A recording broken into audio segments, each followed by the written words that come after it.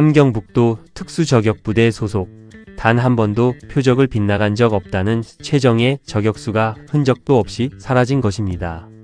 그날 새벽, 그의 손에는 조준경이 들려 있었고 조준경 너머엔 단 한 명의 표적이 있었습니다. 그런데 총성은 끝내 울리지 않았습니다. 과연 그 표적은 누구였을까요? 그리고 최고의 저격수는 왜 방아쇠를 당기지 않았을까요? 지금부터 그 이야기를 들려드리겠습니다. 시작 전에 지금 어디에서 이 사연을 듣고 계신지 댓글로 남겨주시면 좋겠습니다. 대한민국에 살고 계신 여러분은 엄청난 행운이자 축복입니다. 당사자의 스토리가 이어지겠습니다. 여러분의 관심이 더 많은 탈북민들의 진실된 이야기를 전할 수 있는 힘이 됩니다. 그 모든 것은 이렇게 시작되었습니다. 제가 자란 곳은 함경북도 회령시 두만강변의 작은 마을이었습니다. 강 건너 중국 땅이 훤히 보이는 곳이었지요. 어릴 적엔 그게 그냥 풍경이었습니다. 겨울이면 꽁꽁 얼어붙는 두만강 위에서 친구들이랑 팽이를 치고 봄이 오면 강가에서 은어를 잡던 기억이 아직도 눈에 선합니다. 여러분도 어릴 때 고향 냇가에서 발 담그고 놀던 기억이 있으시지요? 저도 그랬습니다.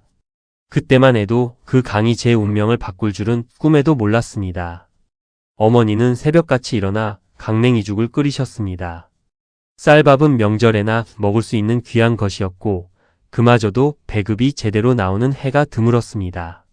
장마당이라고 여러분으로 치면 재래시장 같은 곳인데 거기서 어머니가 몰래 두부며 나무를 팔아 저희 남매를 먹여 살리셨지요. 당시 장마당 쌀값이 한 킬로그램에 4,000원이 넘던 시절이었으니 하루 벌어 하루 먹기도 빠듯했습니다. 그런 집안 형편이었는데 제가 19살에 군에 입대하던 날 어머니는 우셨습니다. 저는 그게 자랑스러워서 우시는 줄 알았습니다. 나중에야 알았지요. 두려워서 우신 거라는 걸. 군에 간다고 해서 배불리 먹을 수 있는 것도 아니었습니다. 부대 배급도 늘 모자랐고 겨울이면 연탄 한 장 떼기 어려운 막사에서 손발이 얼어 터지도록 버텨야 했습니다. 그래도 저는 군인이 된 것이 자랑스러웠습니다. 그 중에서도 저는 사격에 특별한 재능이 있었습니다. 100m 거리의 표적은 눈 감고도 맞힐 수 있었지요. 소대장이 저를 눈여겨보더니 어느 날 특수저격부대로 차출 명령이 떨어졌습니다. 동료들이 부러워했고 저도 어깨가 으쓱했습니다. 장군님을 지키는 특수부대원이 된다는 게 그때는 더 없는 영광으로 느껴졌으니까요. 당시 저는 체제를 의심하지 않았습니다. 우리가 가난한 건 미제 때문이고 언젠가는 반드시 잘 살게 된다고 믿었습니다. 학교에서도 군대에서도 텔레비전에서도 늘 그렇게 가르쳤으니까요. 그런데 딱 한 가지 마음 한 구석에 작은 가시처럼 걸리는 것이 있었습니다. 강 건너 중국 쪽에서 밤이면 불빛이 보였습니다.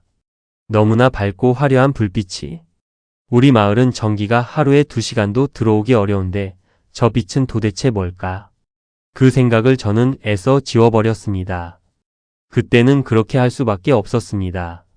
그 작은 가시가 제 가슴 깊이 박히게 된 건 입대한 지 4년째 되던 해 가을이었습니다. 그날도 저는 부대 훈련을 마치고 막사로 돌아오던 길이었습니다. 그런데 마을 광장 쪽에서 사람들이 웅성거리는 소리가 들렸습니다. 무슨 일인가 싶어 가보니 주민들이 줄지어 서 있고 그 앞에 무릎을 꿇린 청년 셋이 있었습니다. 저도 아는 얼굴이었습니다. 제 고향 마을에서 함께 자란 또래들이었지요. 탈북을 시도하다 붙잡혔다고 했습니다. 여러분, 6.25 때 인민군한테 끌려가는 사람들 봤다는 어르신들 이야기 들어보셨지요? 제가 그날 본 장면이 꼭 그랬습니다. 아니 어쩌면 그보다 더했습니다. 총성이 3번 울렸고 청년들은 그 자리에서 쓰러졌습니다. 구경을 강요당한 주민들 사이에서 낮은 울음소리가 새어나왔지만 아무도 고개를 들지 못했습니다. 저도 마찬가지였습니다. 그런데 제 발을 그 자리에 못 박히게 한 건 따로 있었습니다. 총을 쏜 저격수 중 한 명, 그가 바로 저와 같은 부대에서 훈련받던 전우 박영철이었습니다. 우리는 같은 막사에서 자고 같은 밥을 먹고 서로 등을 맞대며 혹한을 버텨온 사이였습니다. 그 영철이가 아무 표정 없이 총구를 거두고 돌아서는 모습을 저는 멍하니 바라봤습니다. 그날 밤 저는 잠을 이루지 못했습니다. 눈을 감으면 쓰러지던 청년들이 보였습니다. 그들이 무슨 큰 죄를 지었습니까? 배가 고파서, 아이들 먹일 것이 없어서 강 건너 친척한테 도움을 받으러 가려 했던 것뿐인데 우리 어머니 아버지 세대도 6.25때 피란 다니며 살아남으셨잖아요. 먹고 살겠다고 발버둥치는 게 어떻게 총살당할 죄가 됩니까? 충격과 혼란이 뒤섞인 가운데 저는 처음으로 이런 생각을 했습니다. 뭔가 잘못되어도 한참 잘못되었다고. 우리가 배운 것, 우리가 믿어온 것이 혹시 처음부터 거짓이었던 건 아닐까 하고. 그 생각은 마치 서리가 내려앉듯 천천히 그러나 깊이 제 마음속으로 스며들었습니다. 한 번 든 의문은 다시는 지워지지 않았습니다. 의문이 싹 튼 뒤로 세상이 다르게 보이기 시작했습니다. 그 전까지는 그냥 지나쳤던 것들이 하나하나 눈에 들어왔습니다. 부대 안에서도 간부들은 배불리 먹는데 말단 병사들은 하루 한 끼도 힘든 날이 허다했습니다. 겨울이면 막사 안에서도 입김이 나왔고 손발이 얼어 터져 피가 나도 의무실에 약 한 알 제대로 없었습니다. 여러분, 시골 보건소에 약이 떨어져서 읍내까지 나가야 했던 시절 기억하십니까? 저희는 그보다 훨씬 더했습니다. 부러진 뼈도 그냥 천으로 감고 버텨야 했으니까요. 그런데 설상가상으로 제게 더 견디기 힘든 일들이 생겨나기 시작했습니다. 상부에서 새로운 임무들이 내려오기 시작한 것입니다. 처음에는 국경 경비 강화라고 했습니다. 두만강 근처를 맴도는 자들을 감시하고 필요하면 막으라는 명령이었습니다. 저는 군인이었으니 명령에 따랐습니다. 하지만 조준경 너머로 보이는 사람들이 적군 병사가 아니라는 걸 저는 너무나 잘 알고 있었습니다. 아이 손을 잡고 강변을 걷는 어머니, 지게를 진 노인, 새벽 어둠 속에서 떨며 강가에 쪼그려 앉은 젊은이들. 그들은 모두 그냥 살고 싶었던 사람들이었습니다. 밤마다 악몽을 꿨습니다. 조준경 속 얼굴들이 꿈에 나타났습니다. 어떤 날은 그 얼굴이 어머니로 보이기도 했습니다. 저희 어머니도 장마당에서 단속반을 피해 숨어 다니며 물건을 팔던 분이셨으니까요. 그래도 이웃들이 몰래 도와주곤 했습니다. 단속반이 온다 싶으면 서로 눈짓으로 알려주고 남는 강냉이 한 줌이라도 나눠주던 그 정이 없었다면 어머니도 버티지 못하셨을 겁니다. 북한에도 그런 인심은 있었습니다. 하지만 감시의 눈은 점점 더 촘촘해졌습니다. 보위 부원들이 수시로 부대를 드나들며 병사들의 말 한마디, 표정 하나까지 감시했습니다. 마치 옆집에서 집안을 다 들여다보는 것처럼 숨쉬는 것조차 눈치를 봐야 하는 나날이었습니다. 전우들과 속마음을 털어놓는 것은 꿈도 꿀 수 없었습니다. 자칫 말이 새어나가면 그날로 끝이었으니까요. 이대로는 살 수 없다는 생각이 처음으로 들었던 건 그 즈음이었습니다. 총을 잘 쏜다는 재능이 자랑스럽던 시절은 이미 까마득히 멀어져 있었습니다. 조준경을 들 때마다 손이 떨렸습니다. 방아쇠를 당기는 손가락이 아니라 제 안에 있는 무언가가 천천히 무너지고 있었습니다. 결심이 성건 명령서 한 장 때문이었습니다. 어느 날 아침 상관이 저를 따로 불렀습니다. 책상 위에 서류 한 장이 놓여 있었습니다. 다음 임무 대상자의 이름과 사진이 적힌 명령서였습니다. 저는 그것을 받아들고 숨이 멎는 줄 알았습니다. 사진 속 얼굴, 저는 그 얼굴을 너무나 잘 알고 있었습니다. 바로 박영철이었습니다. 함께 막사에서 자고 서로 등을 맞대며 혹한을 버텼던 그 전우였습니다. 탈북자를 도운 혐의가 있다는 것이 제목이었습니다. 그날 밤 저는 강가에 혼자 나갔습니다. 꽁꽁 언 두만강을 바라보며 한참을 서 있었습니다. 강 건너 중국 불빛이 그날따라 유난히 밝았습니다. 영철이를 쏠 수는 없었습니다. 그렇다고 명령을 거부하면 저도 그 자리에서 끝이었습니다. 선택지는 단 하나뿐이었습니다. 죽을 각오로 이 강을 건너는 것. 결심을 굳히고 나니 오히려 마음이 차분해졌습니다. 저는 조용히 준비를 시작했습니다. 특수부 대원이었으니 국경 순찰 패턴은 누구보다 잘 알고 있었습니다. 어느 시간대에 어느 구간이 비는지, 순찰대가 교대하는 틈새가 몇 분인지. 그 지식이 이제 제 목숨을 구하는 데 쓰이게 될 줄은 몰랐습니다. 며칠에 걸쳐 조금씩 식량과 돈을 모았습니다. 군복 대신 입을 낡은 사복도 구했습니다. 떠나기 사흘 전 저는 어머니를 찾아갔습니다. 차마 말씀은 드릴 수 없었습니다. 그냥 밥이나 한 끼 먹으러 왔다고 했습니다. 어머니가 끓여주신 된장국 맛이 아직도 혀끝에 남아 있습니다. 여러분도 아시다시피 어머니 팝상이라는 게 별다른 게 없어도 왜 그렇게 맛있습니까? 저는 그날 그 국 한 그릇을 천천히, 아주 천천히 먹었습니다. 마지막일 수도 있다는 걸 알면서. 이튿날엔 아버지 산소를 찾아갔습니다. 아버지는 제가 12살 때 돌아가셨습니다. 차가운 묘비 앞에 무릎을 꿇고 한참을 있었습니다. 말은 못했습니다. 그냥 속으로만 말씀드렸습니다. 아버지, 저 이제 떠납니다. 살아서 꼭 좋은 사람 되겠습니다. 고향 집을 마지막으로 한번 돌아봤습니다. 낡은 흙담, 어머니가 심어놓은 고추나무, 마당 한켠의 작은 장독대. 그것들을 눈에 담으며 저는 돌아섰습니다. 발걸음이 천근만근이었지만 멈출 수는 없었습니다. 디데이는 1월의 가장 추운 날로 잡았습니다. 역설적이게도 혹한이 가장 혹독한 날이 가장 안전한 날이었습니다.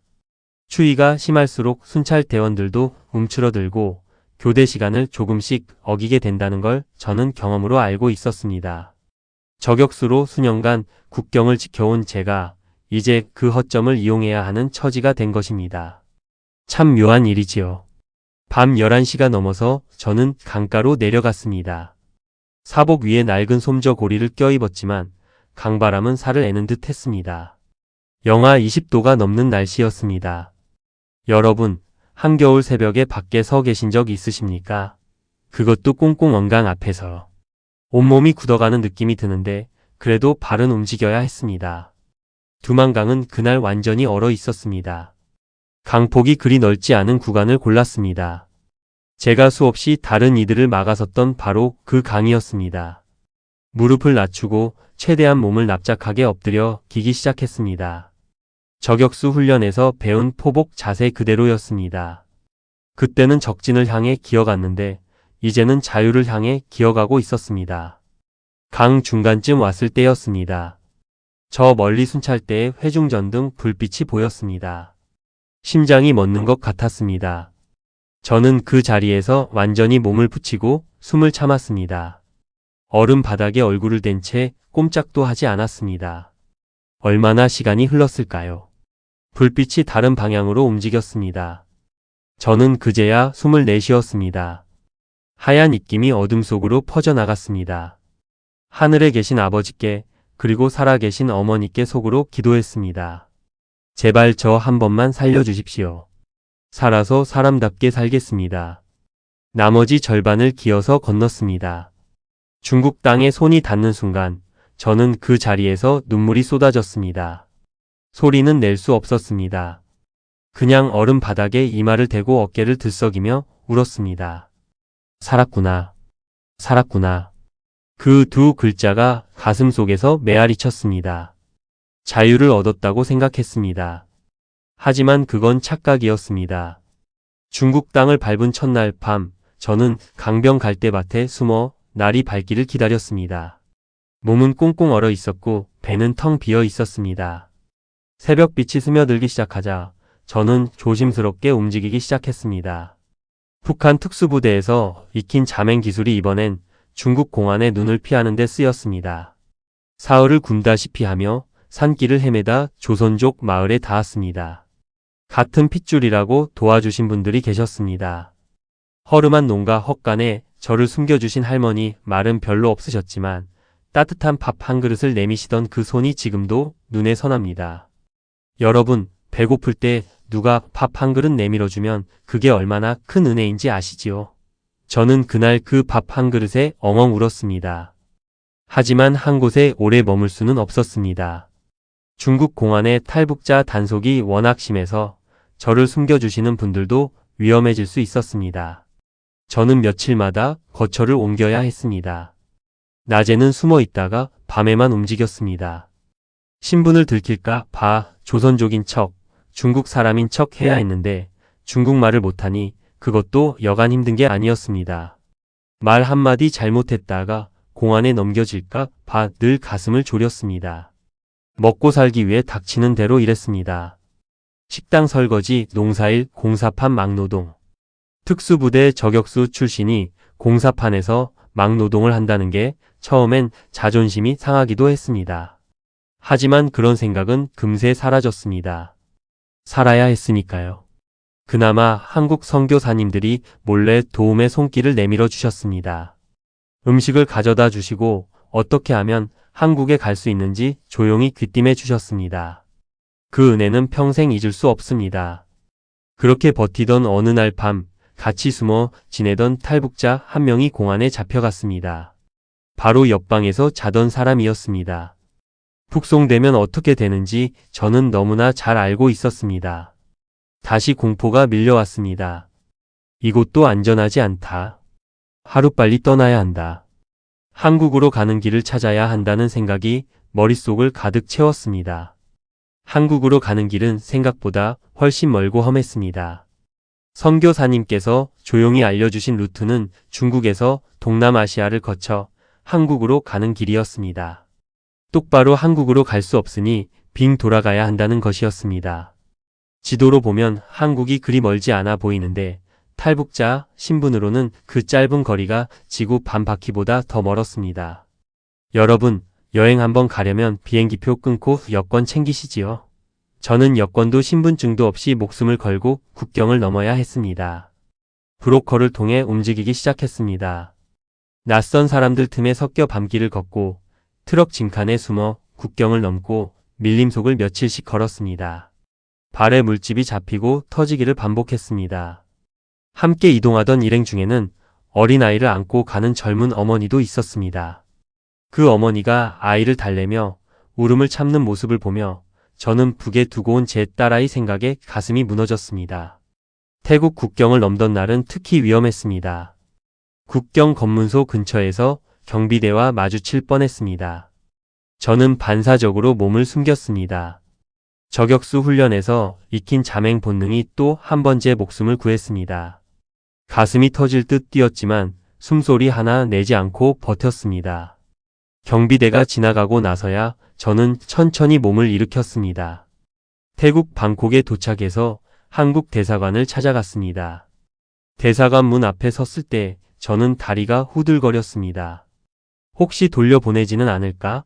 혹시 북으로 넘겨지지는 않을까 하는 두려움이 마지막까지 저를 놓아주지 않았습니다. 하지만 대사관 직원분이 문을 열어주시며 따뜻하게 맞아주셨습니다. 어서 오세요. 라는 그 한마디가 그렇게 크게 들릴 수가 없었습니다. 대사관 안에서 처음으로 편히 누웠습니다. 천장을 바라보며 저는 중얼거렸습니다. 다 왔구나. 이제 다 왔구나. 그런데 이상하게도 기쁨보다 먼저 북에 두고 온 얼굴들이 떠올랐습니다. 어머니, 아내, 그리고 제 딸아이.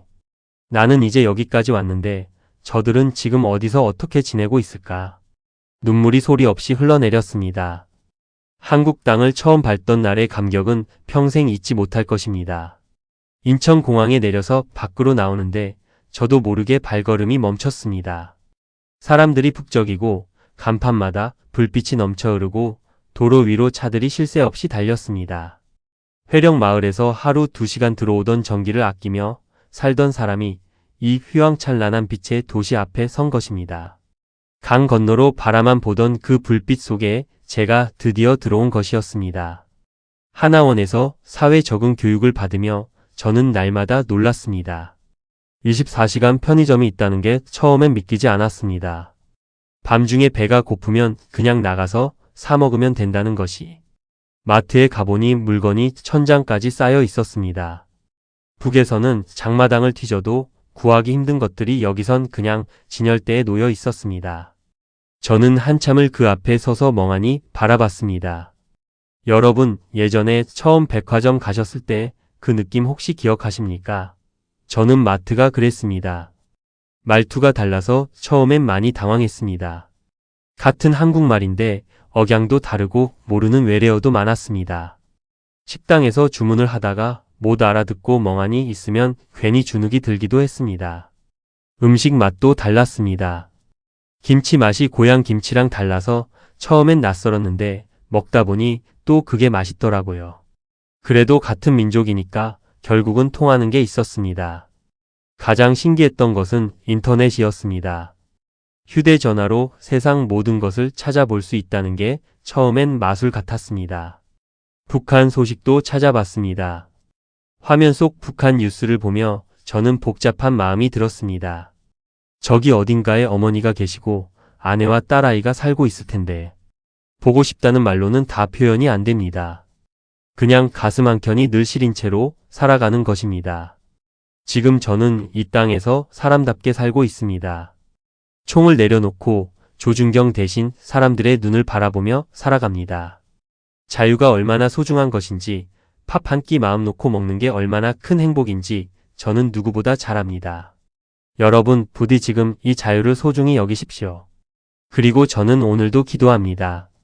통일이 되어 고향 땅을 다시 받는 날, 두만 강변에서 은어를 잡던 그 어린 시절의 강가에 다시 서는 날, 그날이 꼭 오기를. 우리 세대에는 꼭 통일을 볼 수 있기를.